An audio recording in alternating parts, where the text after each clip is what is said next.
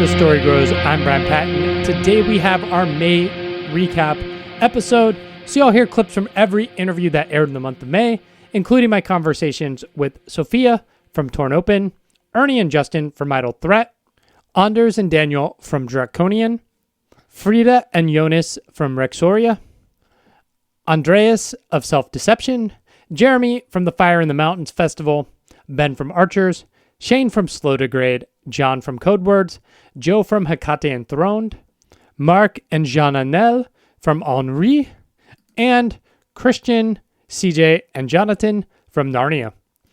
So many podcasts in the month of May, so many killer episodes. And if you missed one, I hope you're listening to this episode and go back and check out one of those interviews you might have missed and discover a band you thought you might not have been interested in. Thanks so much for listening to this episode of As the Story Grows. If you're brand new to the podcast, welcome. You can find links in our show notes or at asthestorygrows.com for our mailing list, our Discord server, and our Patreon page. Enjoy today's recap of every episode that aired in the month of May.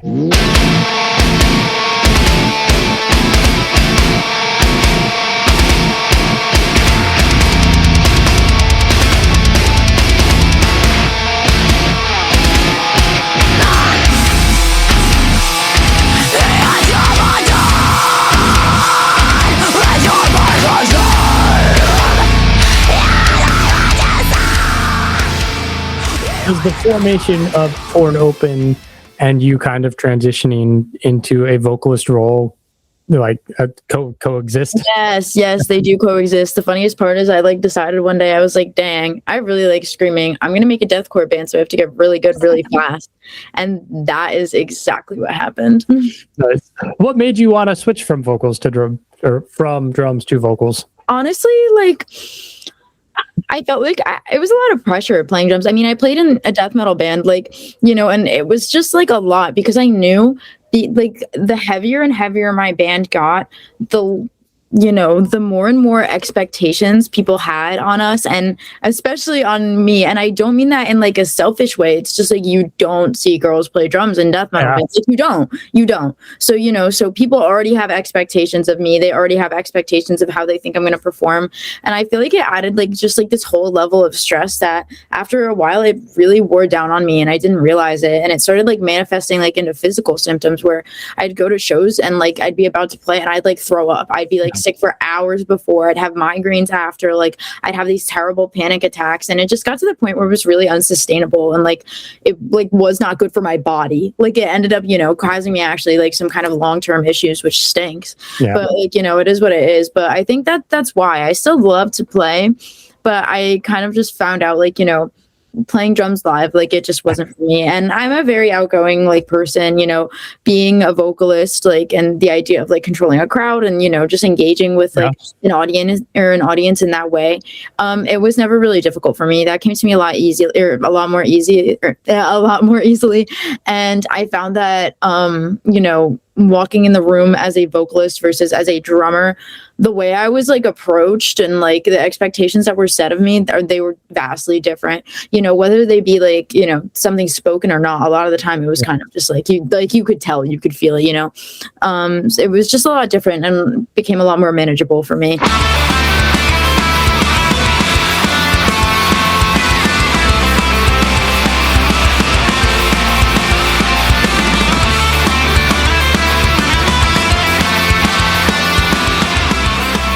Was your aim always to sign to Tooth and Nail, or did you kind of shop the EP to other labels? Was it, you mentioned band half started in church, so growing up in that church world, were you just Tooth and Nail is the mecca of labels? It was definitely a dream come true for a lot of us. I mean, a lot of us grew up listening to the early Tooth and Nail bands. Like I said, that sweet spot in the 2000s was really where we kind of got into Tooth and Nail, and with your Norma Jeans and Under Oaths and bands like that. So it was one that was for sure, if we could get that, it would be a dream come true for a lot of us. I think our kind of mindset as a band, though, has always just been, as long as it's moving forward, whatever that looks like, even if it's a small step, we're good with that. A label was never like make or break for us. It was just, hey, we have some songs that we really like, and let's just see what happens. And so we just kind of went that route, and the doors opened, and we stepped through them. Yep. Nice. Tooth and Nail has like kind of shifted over the years, as so many things in this world have.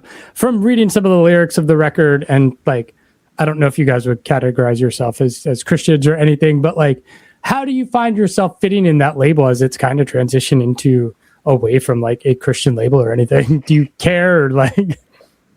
I think so. As like one of the lyricists myself, everything we kind of do is through the lens of faith. There are like some songs that we have that aren't like explicitly maybe like about God, but might even be subtly taken that way, that they are about God. But a lot of what we do, we all kind of have different missions, I guess, for lack of a better word, with this band, in terms of like how we go about it. Some people are a little bit more like outspoken with their faith than others. And I don't think we would necessarily consider ourselves a Christian band. And so we're totally fine with the label going in a different direction. It doesn't change like who we are and what we write. If anything, like we love the opportunities that it, opens up to not be kind of pigeonholed to just churches or anything like that. Like we want to play for anybody who wants to hear it. And it doesn't really matter to us whether they identify with what we're saying or not. At the end of the day, like everybody kind of has we call it an altar call, like everyone has one of those, whether it be about God or about mental health or, you go on and on. But I think music is like, it just brings people together. And that's kind of like our main goal, I think, that we all cohesively share. I was waiting for you to make the Christians in a band joke.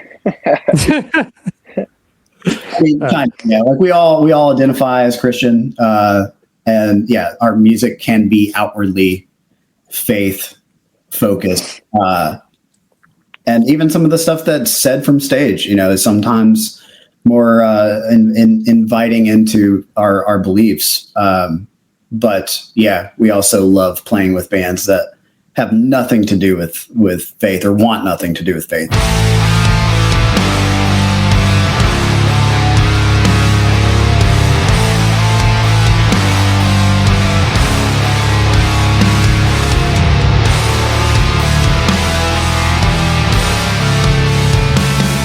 Talk to me about the process of welcoming Lisa back into the band. Yeah, it started with after the album was recorded, and it was a lengthy process for Under Godless Veil to actually reach the date of release. It got constantly delayed. Also, we had COVID happening; it was blowing up at that time, and Heike became a little bit unsure what she wanted with this band, and she felt some kind of pressure for herself, I think, and also the whole COVID coming in, and she wanted to move pretty far away so she could be with her boyfriend and her family. So we started out with, she actually came up with the idea that why don't you just ask Lisa if she could start doing tours and stuff, so we don't have to go and find another vocalist and start that whole process again. Yeah. And so we spoke to Lisa. It was about a year before she actually joined, and she was actually on board right away. She really, really wanted to do whatever she could for the band. She had been thinking about it for about a year before, so that was very lucky. So she felt ready and to do whatever she could to help. But in the end, it ended up with her joining the band, and Heike took a step backwards and started focusing 100% on her own projects, both personal and professional. Nice. That was the easiest way to do it. In the end, it was the most natural way to do it. Yeah. Exactly. And we are all closer together as well. We can work closer.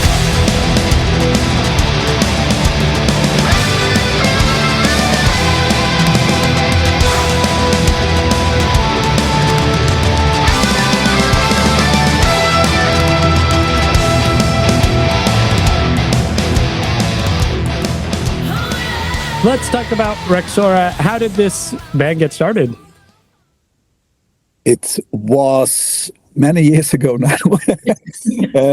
and as Frida mentioned a little bit before, we had kind of another rock band together before, but we didn't really feel that the music we were playing, it was not the music that we really wanted to play. So we were just sitting down and like, okay, what do we want to do with this? So then we started Rexoria and said, okay, we're gonna go for more melody and things like that. Then we started to just write a couple of songs, or not even complete songs, but ideas for this and so on, and just played together. Frida and I and my brother, who is the drummer, and he's also together with Frida. So then we said we three start, and then from that we started to feeling, okay, this is something we believe in. So then we were thinking, okay, but we need more people than us. So we were checking around and found another guitar player. So and some other really maybe not so suitable people in the beginning. No, it was not really maybe the right people, but this was even before we have outed that Rexoria was existing.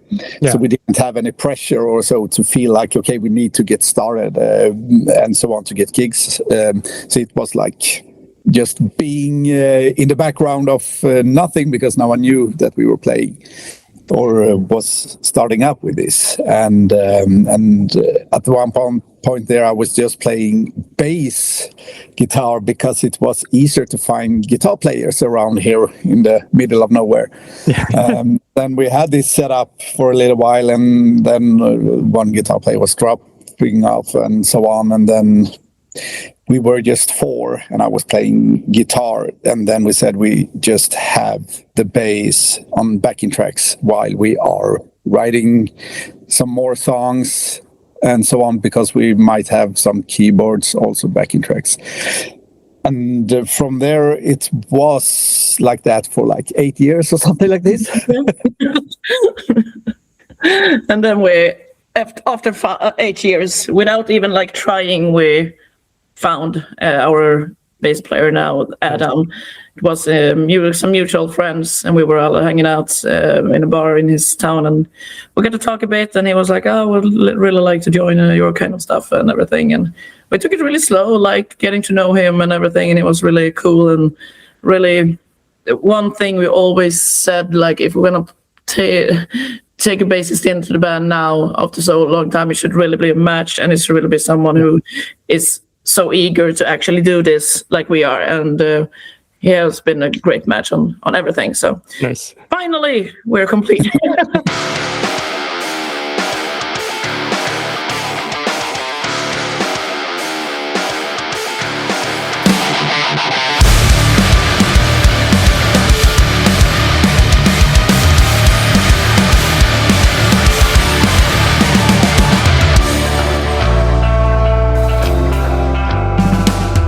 You guys put out Shapes in May of 2020. Sweden didn't have the same lockdowns as a lot of other places in the world, but how was that experience of releasing that album while a global pandemic is happening? I will tell you, I'll actually get down to this in detail because this is a big part of our career. We worked really hard for a while. This is before we started quitting our jobs. We just poured a lot of our private time into this, and had girlfriends and wives and friends that just give this up, guys. Yeah. Like stop doing this. And so we worked really, really hard. And just before the release, or actually on the day of the release, I mean, COVID hit everybody gradually. Yeah. But the day before our release party, the promoter asked us, "Okay, are you sure you want to do this? It's getting people are getting cold feet here, or what do you call it? Cold feet, yeah." Yeah. And the day we had our release party, the streets were empty. So I mean, this is basically the day that Sweden said stay at home. Yeah. That's when we had our release party. So we sold out, but we had maybe like 35% of people that turned up. No, actually, I have to say, nobody ever asked us back for the money. Nobody ever asked us back. That's great. So that wasn't. We didn't have to refund anybody. That's very nice. No, but so that's what happened, and it was during that time. Like I said, I've worked as a musician like way before. This was our job. I worked as an entertainer, I guess, in different kind of projects, as like doing galas or just cover band stuff, or being or just supporting artists, just playing music. And the day or when this when COVID happened, I had no work. I had no work at all. So and also my wife was we were just about to have a kid. Mm-hmm. So my wife had a stable job, but she had to go on parental leave, and we didn't have any money. So pretty much she was supporting us. Off of parental leave. I had a small amount of money coming in from before we started making real money off of self-deception. So that was a really tough time, and I had to learn to get to know myself in a new way, and get to know my wife in a new way, and also the band as a whole had to learn how to tackle real problems, But I guess out of this, we started to work a little bit more remotely. We started to do something that we want to do, and started defining a way of approaching both writing music and what we want to do with it in a new way. So it was both a very bad thing and something that actually made us get to where we are. It was tough times that forced us into certain decisions and forced us into a new way of thinking that I'm not going to say it's the 100% of the reason, but it's a lot of it's a big portion of it that is what made us what we are today.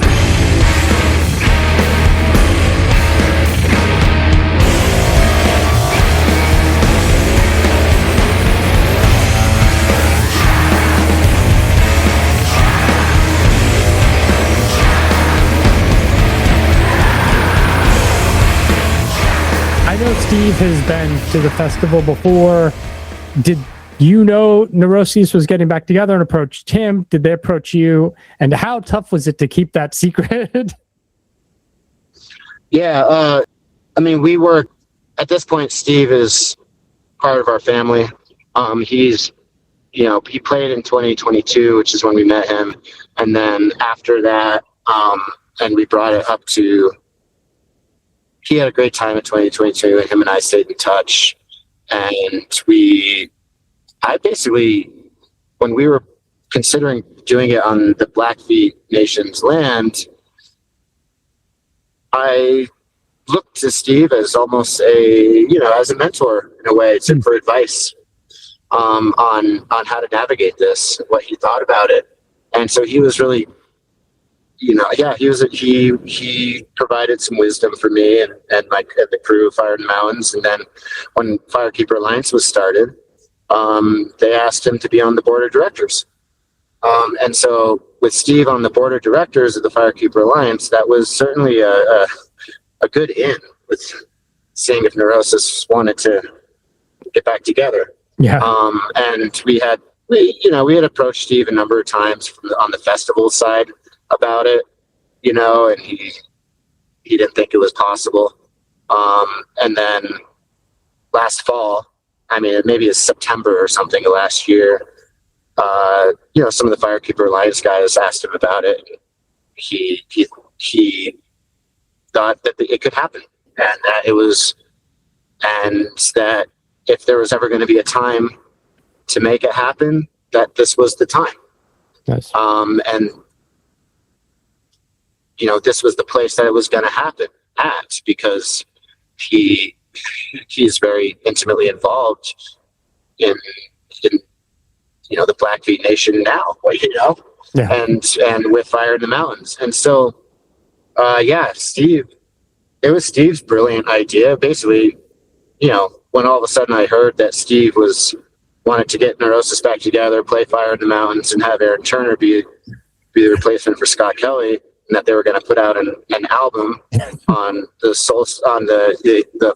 spring equinox on March 21st, and that no one was going to know about it, really, except for us and a few other people, and that if I told anyone, Steve was going to murder me, and all these things, and that he was going to release the album on the 21st, and then we were going to announce the festival at the same time.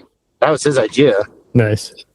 I was like, you got to be like, this is incredible, right? I mean, I couldn't even believe it, and I was like, something's going to happen, man. It's going to fall through, there's no fucking way, right? And so eventually, and sure enough, the months kept ticking away, and the secret was kept. And you don't want to make it, Steve mad at you ever.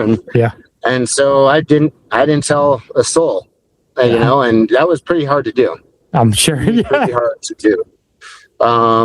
And it was totally worth the wait, because that was an emotional day when that album was released.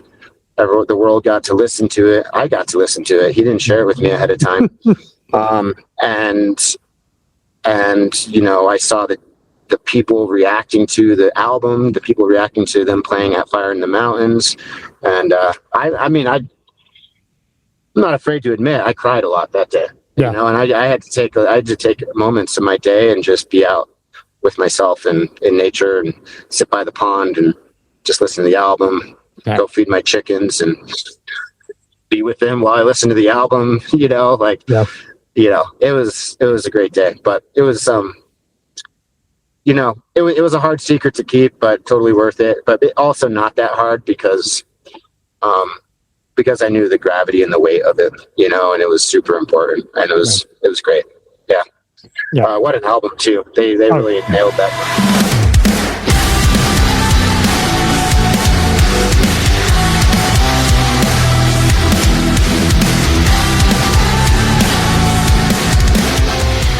I want to ask about the band name, because Archers is a popular band name, as it was. I think it was like Friday, a friend sent me a record from this band in London called Archers, and he was like, y'all dig this? And I was like, oh, is this who I'm interviewing? No, it's not who I'm interviewing. No, this is some different band. Like, how did you come up with that name, and how has it been navigating kind of like, I don't know, a sea of other Archers and Archer related band names?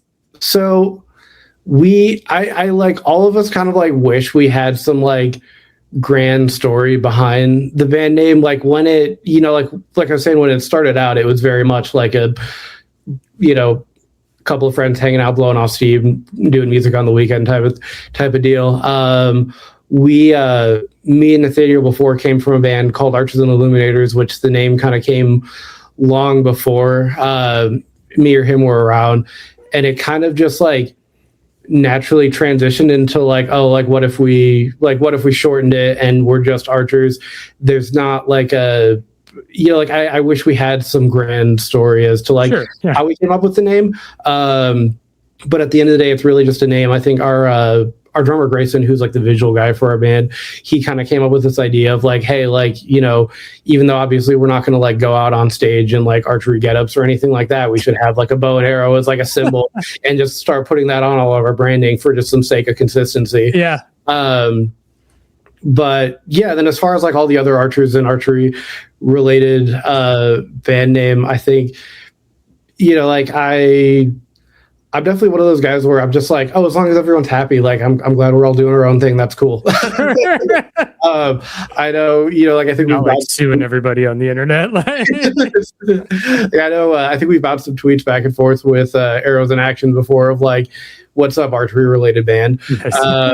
But yeah, like I know, I think I've listened to Unleash the Archers once and was like, oh, that's ridiculously heavy, but like that's also like good music. Hell yeah.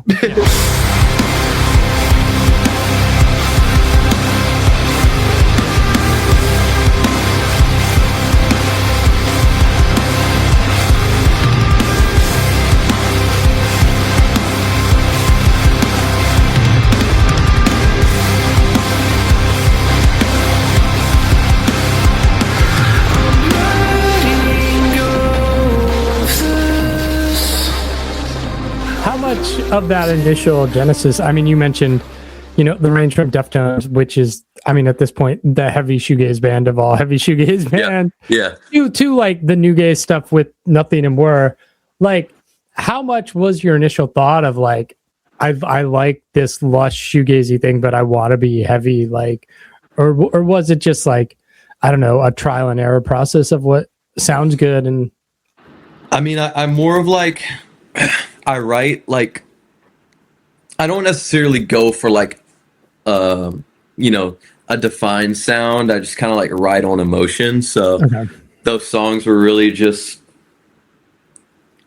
that was like, I guess I was having shoegaze-esque emotions, to incorporate those influences. And that's why there's like some heaviness, some breakdowns, Who Will Fix Me Now, stuff like that, has a lot of breakdowns. That's just, it just flows out of me, Yeah. Yeah. It's a weird place where there's so many bands in the last few years that are inspired by, I don't know, alternative rock, but it's like, the guitars have a bit of like shoegaze not shoegaze, but a bit of like reverb on their fuzz. And it's like, they're a shoegaze band. And it's like, are they? Is it like... Yeah. I mean, I used to like really like kind of shove myself in that, genre, but recently I think it's really just, call yourself alternative, and I let people put me where they want to put me. Right.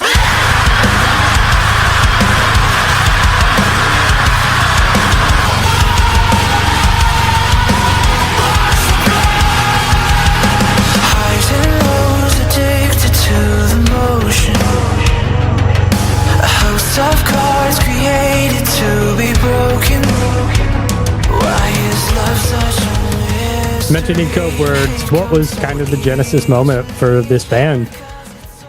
So when I moved here, I wanted to do pop music. I had been in another band that was signed, and we got shelved, and it was like this whole thing, and I just felt like I wasted all this time, and I was just like, I don't want to be on anyone else's schedule. I just want to like make some cool music. And I was like, I wanted to be like in the neighborhood, or like the 1975 or something. That was like where I felt like my voice shined the most. And I had done a lot of stuff. I had written for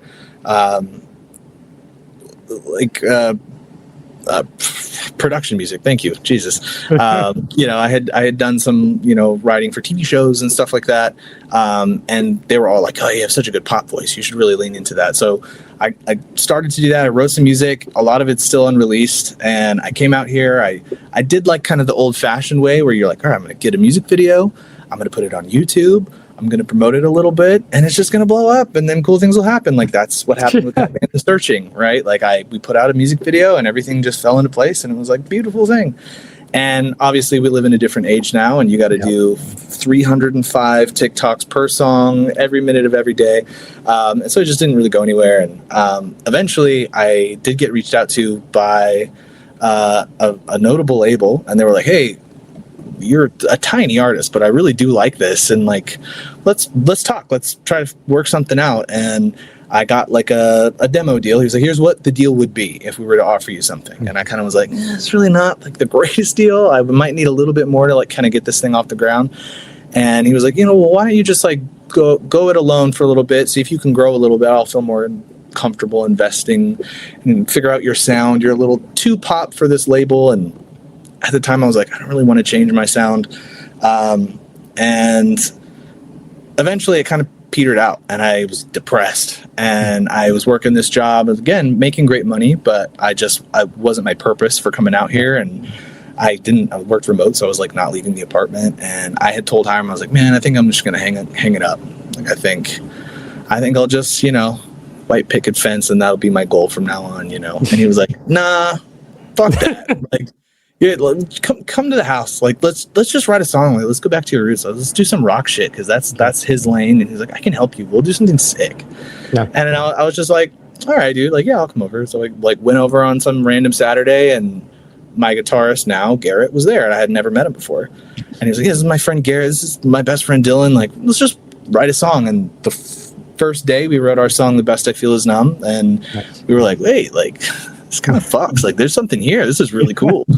And Garrett was in a band called Violent New Breed at the time. and he eventually decided to quit and focus on code words full time, and that was all the validation I needed. I was like, all right, cool, like this is the thing.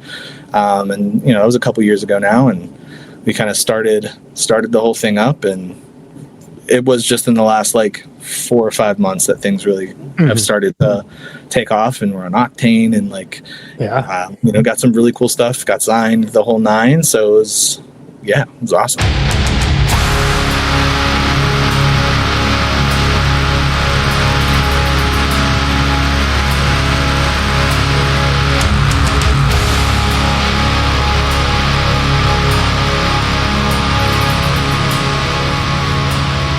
Speaking of which, you joined the band in 2015. What led to you being the new frontman? Well, all the way back in 2006, an old band of mine when I was at university actually opened for Hecate Enthroned. And at that gig, they told me that their current frontman, Dean, couldn't make a couple of dates on a little UK tour they were doing. And they actually asked me if I could fill in. Nice. And so I ended up filling in on that tour. I was only 20 years old at the time. But I just stayed in contact with them like after that. And the really cool thing was that I was a fan of the band beforehand. Like I'd been a fan since I was about 17. So when they needed a vocalist again in 2015, I think I messaged Andy, the guitarist, and said, hey, do you fancy giving me a tryout? And it just worked out from there. And I think because I'd had a relatively consistent relationship with them as well, like over the last sort of few years, sort of 9 years at that point, they knew that they were going to be able to get along with me very well, and that there was, the transition into the band was going to be quite easy. Yeah.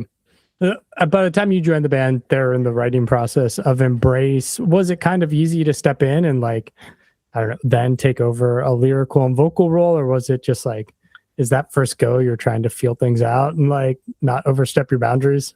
It was an unusual one because when I joined the band, all the music for that album had been written.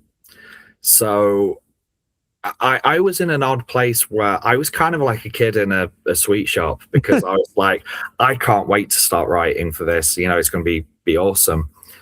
But I was kind of interpreting the music as I was hearing it. And then that was kind of creating, sorry, something's just popped up on my screen. I was interpreting the music as it was. I hadn't been a part of the writing process. Yeah. So it meant that a lot of the lyrics kind of ended up being a little bit all over the place in terms of theme. But because there's stuff on there that's historical. I mean, Erebus and Terror is about Franklin expedition. Whispers of the Mountain Ossuary is actually about bodies on Everest.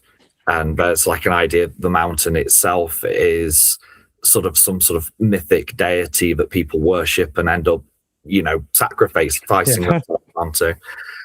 Which was actually inspired by a documentary that I saw where they found the body of George Mallory on the mountain face. But there was also stuff in there that was kind of a bit like new atheist kind of inspired writers like Christopher Hitchens, and then there was other stuff that was a little bit more philosophical. So it was kind of like getting dumped in at the deep end, but I kind of thrived in it. Yeah. But at the same time, when I look back at it now, I do kind of think that thematically that album's a little bit all over the place.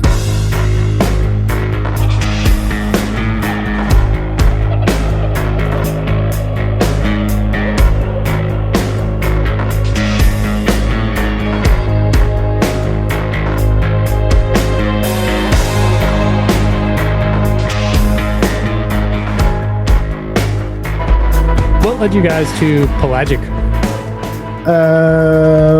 We had the chance to do actually a KEXP session, and I think it was the starting point for them.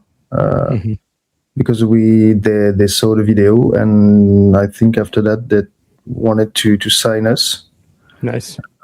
Yeah, that was really, really, really nice. Yeah. And it was 4 years ago. 2 or 3 years ago. Yes. 2 years ago. 2 years ago. And yes. We made actually a big festival in Brittany called Les Transmusicales, which is a big thing in Brittany, in Rennes.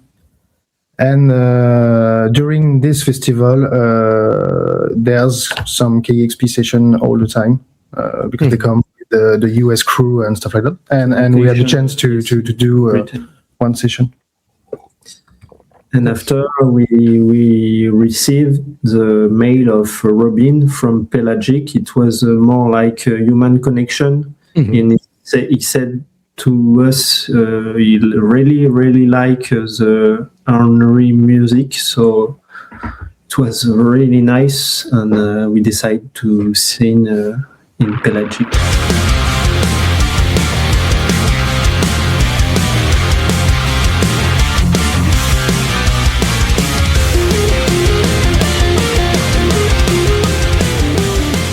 My musical background is coming up through like the Tooth and Nail solid state Christian metal and hardcore scene here, and like that had its own life in America and its own thing. I'm curious, being a band of faith in Sweden, what was that experience like, and what does that scene like, and how was it trying to kind of make your way in the metal world as a band of faith?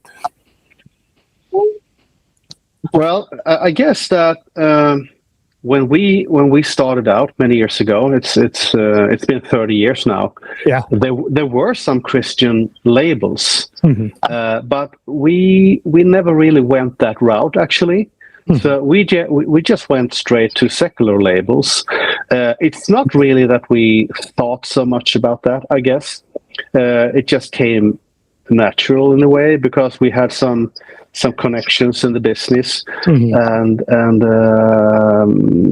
you know, bands that we listened to, they were on those labels as well. So it just came natural, and that's how it began. And so in a way, we were sort of outsiders. But yeah, I mean, we did get some comments about that, obviously. Some labels early on tried to make us, you know, be a bit more careful with the message, stuff like that. We didn't really pay attention. But yeah, I mean, in the US, the Christian scene is huge, and in Europe, it's not really. Yeah. Especially then. Now, in a way, it's bigger because of the whole the worship scene. I guess makes the whole thing a little different today. But still, the difference to the US is quite big.